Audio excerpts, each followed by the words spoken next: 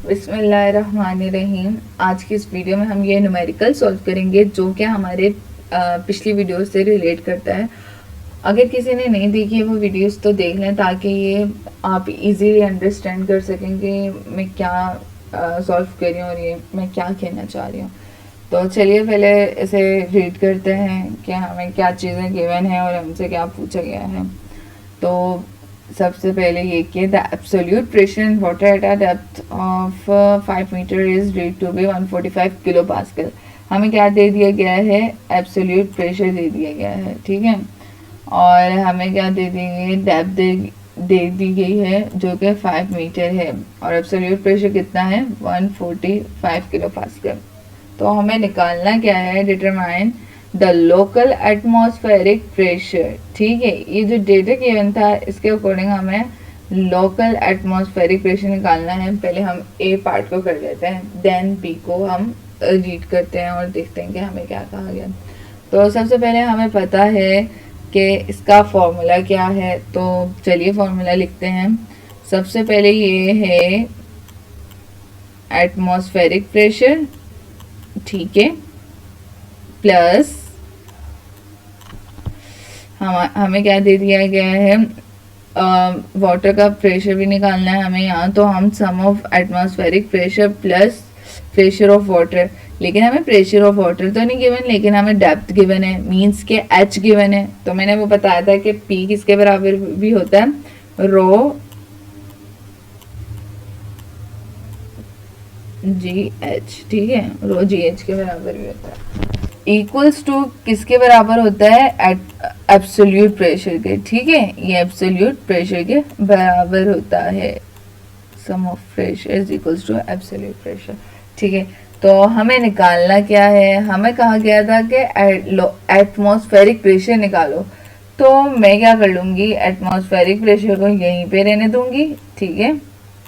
Atmospheric pressure equals to absolute pressure, ठीक है। Absolute pressure minus ये वहां चले गया रो जी एच, ठीक है, हो गया। अब चलें वैल्यूज को पुट करते हैं।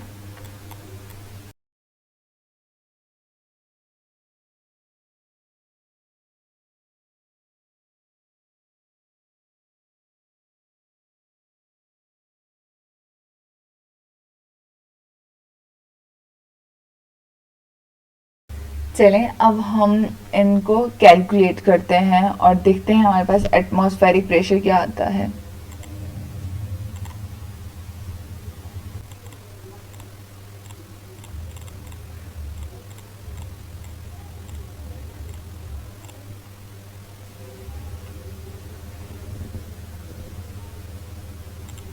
हमारे पास इसकी वैल्यू क्या कैलकुलेट होकर आई? प्रेशर ऑफ वाटर कितना आ गया?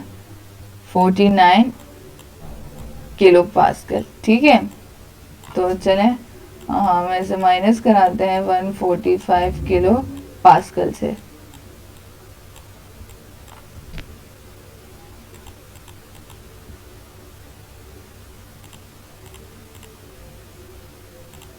तो कितना आ गया? 96 किलो पास्कल, ठीक है।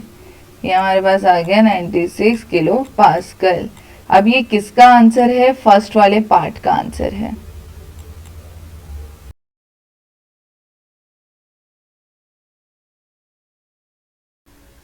चलिए अब हम बी पार्ट को रीड करते हैं कि इसमें हमें क्या कहा गया है।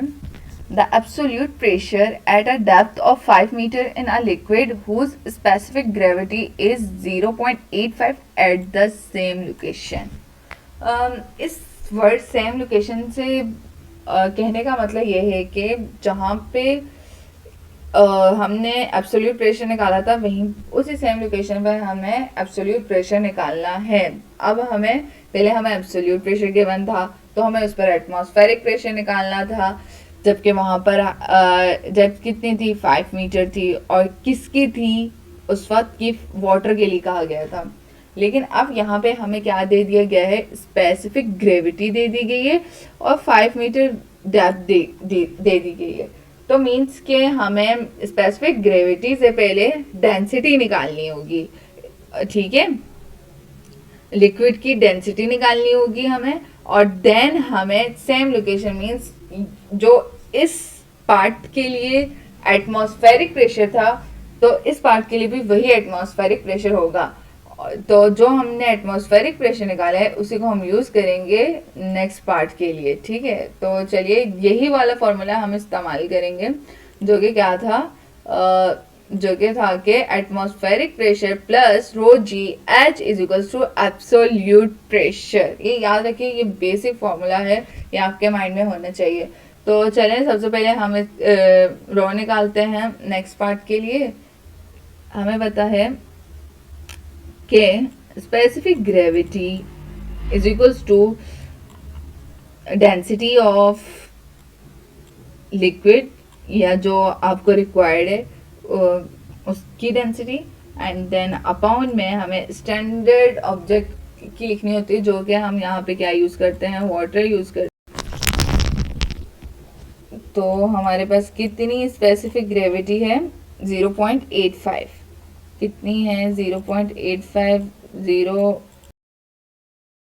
मल्टीप्लाई बाय 1000, ठीक है। तो इससे हमारे पास क्या आ जाएगी, उसकी डेंसिटी आ जाएगी लिक्विड की, ठीक है। तो चलें कैलकुलेट करते हैं हम 50। तो हमारे पास डेंसिटी आ गई है रो इज इक्वल्स टू 850, ठीक है। ये हमारे पास डेंसिटी आ गई है लिक्विड की। तो चले फॉर्मूले में पुट करते हैं। तो हमारे पास फॉर्मूला है atmospheric pressure sum with given liquid जो कि रो जी एच लिखेंगे प्रेशर इसका, क्योंकि हमारे पास एच गिवन था तो हम प्रेशर को एक्सपेंड कर देंगे इस फॉर्मूले में रो जी एच में, एंड देन हमें क्या निकालना है, absolute pressure equals to absolute pressure. मैंने वही फॉर्मूला यूज़ किया जो मैंने ऊपर आप लोगों को बताया था। तो चलिए वैल्यूज पुट करते हैं।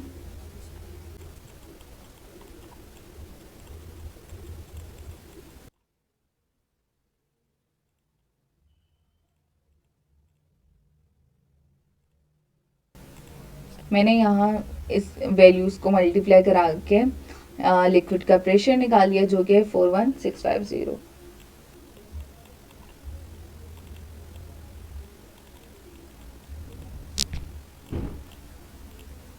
अब हम इसमें ऐड कर देंगे 96 किलो पास्कल को।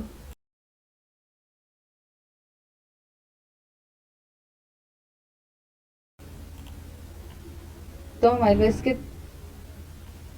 पास कितना आएगा प्रेशर, 137,650, ठीक है। तो हम इसको किलो में भी कर लेते हैं और ये जस्ट पास्कल में आंसर है, आपकी मर्जी है तो आप किलो में करते हैं।